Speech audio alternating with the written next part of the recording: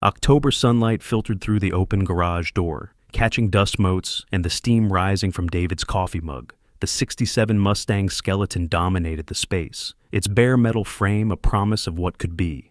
John Anderson wiped his hands on a shop rag, studying the engine block they'd just finished cleaning. "Looking good, Dad," Emma called from underneath the car, her voice muffled by the creeper she was laying on. At 18, she handled tools with the same confidence she'd shown in David's 7th grade English class, back when everything in her world was falling apart. "Watch that brake line," John cautioned, then turned to David. "What do you think?" David Torres set his coffee down and ran a hand along the engine's surface. "Clean as it's gonna get. Should be ready for rebuilding next weekend." He grinned. "I'll bring that new porter I've been working on. Finally got the recipe right." The radio on John's workbench crackled with campaign ads between classic rock songs. Restore American Values and Take Back America, mixed with Led Zeppelin and Lynyrd Skynyrd. Emma rolled out from under the car, grease streaked across her cheek. "Can we please change the station? If I hear one more political ad, I'm going to scream." John's jaw tightened slightly. "You're voting age now, kiddo. You need to stay informed." "Informed is one thing," Emma said, sitting up. "This is just angry." David caught John's eye, a familiar tension crackling between them. 15 years of friendship had taught them when to push and when to let things lie. "Speaking of informed," John said, reaching for a wrench, "you decide what you're doing about that ballot?" Emma's shoulders tensed. "Still thinking about it?" "Not much to think about," John said. "One side wants to protect our values, secure our borders, fix the economy. Other side just wants to tear everything down." David kept his eyes on the engine block, his hands steady as he worked. "Economy could use some fixing, that's for sure. My grocery costs are up 30% from last year." "Exactly," John nodded. "And I can't keep running a business with all these regulations and taxes. My guys are hurting too. Jorge had to pick up a second job just to cover his rent." "Yeah," David said quietly. "A lot of people are hurting." The radio crackled with another ad, this one warning about the dangers of radical educators indoctrinating our children. Emma glanced at David, but his expression remained neutral, focused on the task at hand. "Remember when we started this project?" Emma asked, changing the subject. She ran her hand along the Mustang's frame. "Grandpa would have loved seeing it come back to life." John's expression softened. "Yeah, he would have. Though he probably would have given us hell about doing it wrong." "Remember that summer he taught you to change the oil?" David chuckled. "Man could make a simple task feel like a military operation." "If you're gonna do something, do it right," John quoted, his father's drawl slipping into his voice. "Ain't no such thing as good enough." They worked in comfortable silence for a while, the radio mercifully switching to Sweet Home Alabama. The familiar rhythm of tools and tasks took over, a dance they'd perfected over countless weekends. "Hey," David said eventually, "hand me that socket wrench. Think I found the source of that knocking sound." As John passed the tool, their eyes met. For a moment, the weight of their shared history hung between them. David sitting with Emma during lunch that terrible year, John helping David through his own divorce, countless birthdays and holidays, and quiet Sunday afternoons like this one. "Getting late," David said finally. "Better head home. James is making his mom's enchiladas tonight." "We're still on for the Jags game next weekend?" John asked. "Course."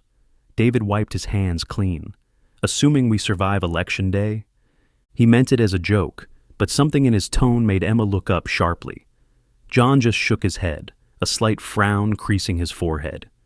"We'll be fine," John said firmly. "Country's been through worse. Just needs some restoration, that's all." He patted the Mustang's hood. "Like this old girl here." David nodded, but his eyes lingered on the radio, still spitting out its stream of anger and fear. "Yeah," he said softly. "Just like that." "I'll walk you out," Emma said, giving David a quick hug. "Thanks for helping today, Uncle David." John watched them through the garage door as they walked to David's car, Emma gesturing animatedly about something. Probably their latest debate about classic literature. Some things hadn't changed since 7th grade. When Emma returned, she was quieter, thoughtful. She picked up a rag and started cleaning tools, a habit David had instilled in her years ago. "Dad," she said finally, don't you think some of this election stuff might... they're talking about banning books, investigating teachers. David's a teacher. That's different, John said, not looking up from the engine. They're after the radical ones, the troublemakers. David's a good teacher, sticks to the classics, none of that political stuff. And what about when they talk about protecting traditional marriage or securing our borders? David and James... Look, John interrupted, his voice firm but gentle. David's family. Politics is politics, but that doesn't change how I feel about my friends. Besides, they're going after illegal immigration, not people like David who did things the right way. Emma set down the wrench she'd been cleaning, harder than necessary. That's not how it worked in history, Dad.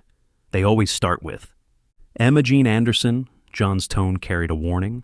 I know you learned a lot in that AP history class, but this is different. This is about protecting our values, our way of life. David understands that. Does he? Emma asked quietly. Have you ever actually asked him? John didn't answer, just reached over and turned up the radio. Jimmy Buffett filled the garage, drowning out the questions neither of them wanted to face. Emma stared at her father's back as he busied himself with the engine, his shoulders tense. She knew that body language, the same way he got whenever someone at church brought up lifestyle choices, or when the pastor started talking about protecting our children from harmful influences.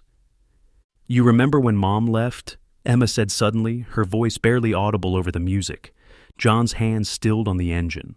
Emma, no, Dad, listen. When she left, when she chose drugs over us, who was there? Who made sure I ate lunch every day that first month? Who stayed late after school just so I'd have somewhere safe to do homework while you were working double shifts? That's not the same thing. It is the only thing, Emma's voice cracked. David was there for us. He didn't care what anyone at school said about the druggie's daughter. He didn't care what people might think about a male teacher spending time with a female student. He just helped. John turned around, his face softening. Pumpkin, I know what David did for us. I thank God for him every day. But this election isn't about David. It's about protecting America from people who want to destroy everything we believe in. And what exactly do we believe in, Dad? Emma asked, picking up another tool to clean.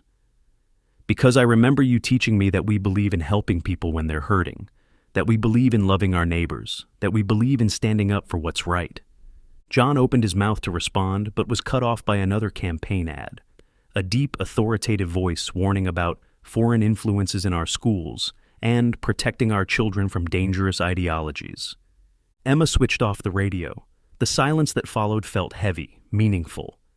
I'm going to go clean up for dinner, she said finally. Youth group tonight, remember? John nodded, watching his daughter walk away. She moved with her mother's grace, but held herself with a strength all her own.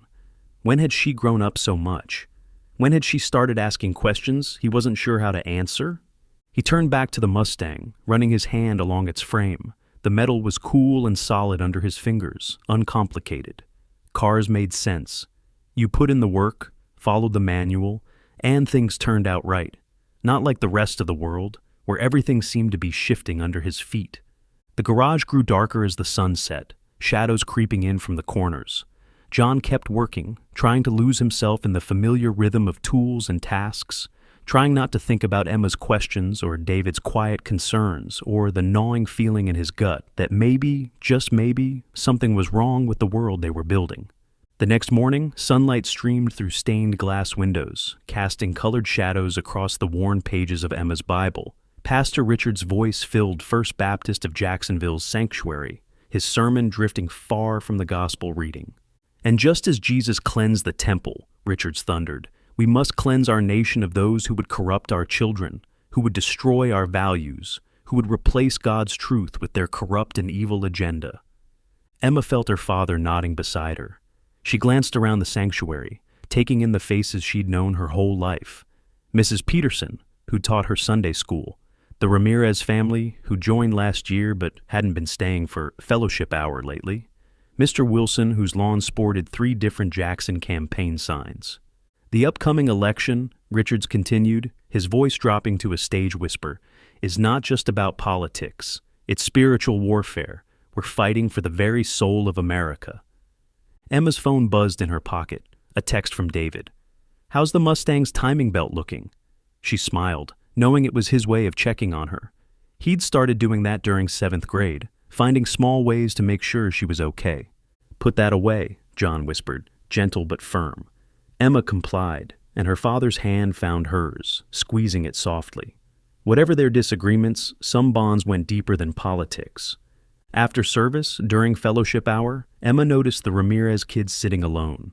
Their parents were talking quietly in Spanish near the door, their usual warm smiles replaced with worried frowns. "Mrs. Ramirez," Emma started toward them, but John caught her arm. "Come on, honey, Deacon's meeting in 5 minutes." "But Dad—" "Later," he said, already steering them toward the conference room. "Pastor Richards wants to discuss the church's role in protecting traditional values." Emma watched the Ramirez family slip out early again. She remembered how, just last year, Mrs. Ramirez's tamales had been the hit of the church picnic, how Mr. Ramirez had helped rebuild the playground. When had things started to change? In the conference room, deacons gathered around a long table, their faces serious. Campaign flyers mixed with prayer requests. Emma, allowed to attend as John's daughter, sat quietly in the corner, watching these men she'd known all her life plan what they called Christian political action. "We need to be warriors for Christ," Pastor Richards said, passing out voter guides. "The enemy is at our gates, in our schools, trying to destroy everything we hold sacred." Emma thought about David, who'd taught her Shakespeare and grammar and how to change a tire, who'd held her hand when her mother took off with a drug dealer, who went to a different kind of church with James, who, according to the voter guide in front of her, was part of the enemy. "Amen," the deacons murmured, her father's voice among them. On the drive home, Emma stared out the window at campaign signs dotting their neighbors' lawns. The morning sun made them look harsh and jarring against the neat suburban landscaping. "You were quiet in the meeting," John said, glancing at her. "Just thinking about what Pastor Richards said, about enemies and gates." John sighed. "I know it sounds harsh, but he's talking about ideologies, not people." "Like the ideology of letting people love who they love?" Emma kept her voice carefully neutral. "Or the ideology of welcoming strangers, like Jesus talked about?" "Emma," her father's hands tightened on the steering wheel. "It's more complicated than that. The world's changing too fast. We need to protect what matters." "What about the Ramirez family? They matter, don't they? But they're not coming to fellowship hour anymore. Did you notice?" John was quiet for a moment. "Carlos is a good man, works hard, pays his taxes. But nothing. Look, nobody's saying they have to leave. We just need better control over who comes in from now on. Better vetting. It's about law and order, not people like the Ramirezes." They pulled into their driveway. The Mustang's outline was visible through the garage window, waiting for next weekend's work. "Dad," Emma said as he turned off the engine, "what if they start vetting people like David and James next? What if—" "That's different," Mike cut her off, but his voice lacked conviction. "David, he's family. And the Ramirezes aren't—" John got out of the car without answering. Emma watched him walk toward the house, his shoulders hunched against questions he didn't want to face. That evening, the glow of the TV filled the living room. John sat in his recliner, remote in hand, while Emma curled up on the couch with her laptop. The news switched between coverage of a campaign rally and scenes of protest outside. "Look at this mess," John muttered, gesturing at the protesters. "These people don't even know what they're angry about." Emma glanced up from her laptop. "Actually, they're protesting the new voter ID requirements. Says here it could prevent 20% of Latino citizens from—" "CNA News says it's just about election security," John interrupted, changing channels, "making sure only legal votes count." "Dad?" Emma turned her laptop around. "The state's own data shows almost 0 cases of voter fraud, but thousands of citizens could lose their right to vote." John shifted uncomfortably. "You can't trust everything you read online, honey. These fact-checkers, they're all biased." "Like CNA isn't—" The words slipped out before Emma could stop them. John's jaw tightened. On screen, the crowd cheered as candidate Jackson called for a restore to order and protect real Americans. Emma's phone buzzed, a text from David. "Grading papers. Found that essay you wrote in 7th grade about To Kill a Mockingbird. Still proud of you and all the hard work you've done." She looked up at her father, remembering how he'd taught her to stand up for her beliefs, to fight for the underdog. When had that changed? The news switched to a story about teachers being investigated for inappropriate materials, classic books now deemed dangerous. Emma watched her father's face, searching for any sign of concern for David. But John just nodded along with the reporter's warnings about radical educators. "Maybe we should work on the Mustang," Emma suggested suddenly. "Still got an hour of daylight." John's face softened. "Rain check, kiddo? Pastor Richards asked me to help with the voter outreach program tonight. The one targeting suspicious registrations in Hispanic neighborhoods?" "Emma," her father's voice carried a warning. "It's about election integrity, that's all." But she knew deep down it wasn't. As John left for his meeting, Emma opened her laptop again. Senator Jackson's words echoed from the TV. "We'll decide who the real Americans are." She thought about David, about the Ramirez family, about all the people who'd made their community what it was. Real Americans. Who got to decide what that meant? The next 2 weeks passed in a blur of campaign ads and rising tension. The Mustang sat neglected in the garage as John spent his evenings at voter outreach meetings and Emma buried herself in election research. Their Sunday dinners with David and James became quieter, heavy with things left unsaid. Then came election night. Inside, John and Emma sat in tense silence as results scrolled across the TV screen. Red and blue maps flickered, numbers ticked up, and pundits talked over each other with increasing urgency. "Florida's looking good," John said, leaning forward in his recliner. "Strong turnout in the rural counties." Emma refreshed her phone, scanning local results. Jacksonville's still counting. A lot of people had trouble with the new ID requirements. She paused. Mrs. Ramirez was turned away, said her documents didn't match exactly. "If people want to vote, they need to get their paperwork in order," John said, but his voice held a note of uncertainty. "Rules are rules." Her phone buzzed. A text from David. "I know your dad voted for Jackson. No matter what happens, you are both still family." The network cut to Jackson's campaign headquarters, where the crowd was already celebrating. "Ladies and gentlemen," the anchor announced, "CNA is now prepared to call this election. Senator Richard Jackson will be the next president of the United States." The crowd erupted. Jackson strode onto the stage, his family behind him, flags waving. Emma watched her father stand, pride and relief washing over his face. "My fellow Americans," Jackson began, his voice deep and certain. "Tonight, we take back our country. Tonight, we restore our values. Tonight, we decide who the real Americans are." John cheered with the crowd on TV.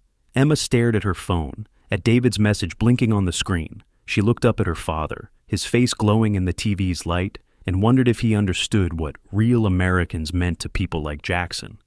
"This is it, kiddo," Mike said, grinning. "Things are finally going to change." "Yeah, Dad," Emma whispered, her voice lost in the roar of the crowd. "They really are?" 2 weeks after the inauguration, the garage was filled with the sound of metal on metal as John and David hunched over the Mustang's engine block. Emma sat cross-legged on a workbench, scrolling through her phone while the radio played quietly in the background. There was a chill in the air from last night's unexpected freeze that even their hot coffees had difficulty fighting off. "Hand me that wrench," David asked, his voice muffled from inside the engine compartment. "Think I've found the problem with the timing belt." John passed the tool, then wiped his hands on a shop rag. "About time. Been fighting with that all week." He glanced at the engine. Original parts are getting harder to find. The radio switched from classic rock to news. President Jackson signed another executive order today, implementing his Patriotic Education Initiative. The order requires schools receiving federal funding to adopt a new American heritage curriculum and prohibits the teaching of divisive concepts. Emma's head snapped up. "David, isn't that—" "Yeah," David said quietly, his hands steady as he worked. "Got the email this morning. All teachers have to submit their lesson plans for patriotic review by the end of next week." John straightened up. "Well, that's good, isn't it? Getting back to teaching real American history instead of all this critical race theory stuff." "Dad," Emma started, but David caught her eye, giving a slight shake of his head. "It's a bit more complicated than that, John," David said, his voice carefully neutral. They're talking about removing To Kill a Mockingbird from the curriculum. Huck Finn, too. Those are classics, John frowned. You've been teaching those for years. Apparently, they promote racial division now. David's wrench slipped, clanging against the engine block. Sorry. Anyway, it's not just the books. They want us to not teach about anything that America ever did wrong. No Trail of Tears, no internment camps, no segregation. Maybe that's not so bad, John said, reaching for another tool. Kids need to be proud of their country. All this self-hatred isn't healthy. The radio crackled again. In other news, President Jackson's newly formed Military Readiness Council has recommended the immediate retirement of several top generals, citing concerns about their commitment to traditional military values. Jesus, David muttered. They're really doing it. John glanced up. Doing what? Those generals were all politicized anyway, too busy with their diversity training to focus on actual defense. John, David's voice was still calm, but Emma noticed his knuckles whitening on the wrench. First of all, the military is meant to be apolitical. That is supposed to give the officers the ability to say no to an order that is illegal. If the military are all his guys, they aren't likely to tell him no. Not to mention, these are combat veterans, career military officers with decades of experience. Losing all that experience just makes us weaker. And now they'll get to enjoy their retirement, John said firmly. Jackson's the commander-in-chief. It's his right to pick his own people. People that he knows are going to be loyal, David inserted. Loyal to him, not to America. The radio switched to coverage of protests in Washington. Police have deployed tear gas against violent protesters. Emma turned up the volume slightly, but John reached over and switched stations. Don't need to hear about those troublemakers, he said. They're just sore losers trying to divide the country. They're citizens exercising their rights, Emma said quietly. Like you taught me about in the Constitution. Not when they're destroying property, John countered. Law and order has to come first. David straightened up from the engine, wiping his hands. You know, this reminds me of that summer you rebuilt your dad's old Chevy. Remember how he insisted everything had to be original? John smiled at the memory. Sure do. Wouldn't even let me use modern brake pads. And what happened? John's smile faded slightly. Damn thing nearly killed me when the brakes failed coming off Butler Boulevard. Sometimes, David said carefully, the original isn't always better. Sometimes we need to acknowledge that improvements have been made, that we've learned from our mistakes. That's different, John said. Cars are simple. You follow the manual, replace what's broken, restore what works. The country's more complicated. Is it? David asked, gesturing to the Mustang. Look at what we're doing here. We're not just blindly putting it back the way it was. We're keeping what works, improving what doesn't, using better materials, safer systems. He paused, wiping his hands on a shop rag. Like how we're supposed to learn from history, make things better. But instead, he trailed off, then added quietly, 3 of my students got suspended yesterday for wearing armbands protesting the new curriculum guidelines. John looked up sharply. Since when do you allow political statements in your classroom? They weren't disrupting anything, John. Just quiet protest, like you used to talk about. Civil disobedience, peaceful resistance. Times are different now, John said. Country's too divided. We need unity. Unity or conformity? Emma asked. John's jaw tightened. Emma? No, Dad, really. What's the difference? Because from where I sit... That's enough, John cut her off. This isn't up for debate. The election's over. Jackson won. Now we all need to come together and support our president. David caught Emma's eye again, silently asking her to let it go. She subsided, but her fingers flew over her phone, texting her protest group from college. They worked in tense silence for a while, only the radio and the clank of tools filling the garage. Finally, David spoke again. John, remember when you first brought this car home? How everyone said it was too far gone, not worth saving? John nodded, his expression softening slightly. But you saw something worth preserving, David continued, worth fighting for, even if it meant changing some things to make it better. John ran his hand along the Mustang's frame. Yeah, well, some things are worth the effort. They sure are, David said quietly, his eyes meeting Emma's for a moment. That's why we can't just stay quiet when we see something wrong, even if it makes things uncomfortable. Emma watched her father's face, searching for any sign of doubt, any recognition of where this might be heading. But his hands steady as he worked on the engine, that, piece by piece, they were trying to restore to some imagined perfect past that had never really existed. The next Sunday, the changes were harder to ignore. The fellowship hall, once filled with the aroma of potluck dishes from a dozen different cultures, now held only store-bought cookies and weak coffee. The Ramirez family's tamales were notably absent, as was Mrs. Chen's famous sweet and sour meatballs. John noticed the separate groupings, the old families on one side, the newer members huddled near the exits. Even the children seemed to understand the unspoken boundaries, no longer mixing freely during playtime. "Budget's tight this month," Deacon Wilson announced during the financial report. "Contributions are down 40%. He didn't mention the empty pews where laid-off workers used to sit, or the families who'd simply disappeared from the rolls. Pastor Richards' solution was predictable. We must tighten our belts, focus our resources on true members of our congregation. His eyes swept meaningfully across the room. Several families shifted uncomfortably.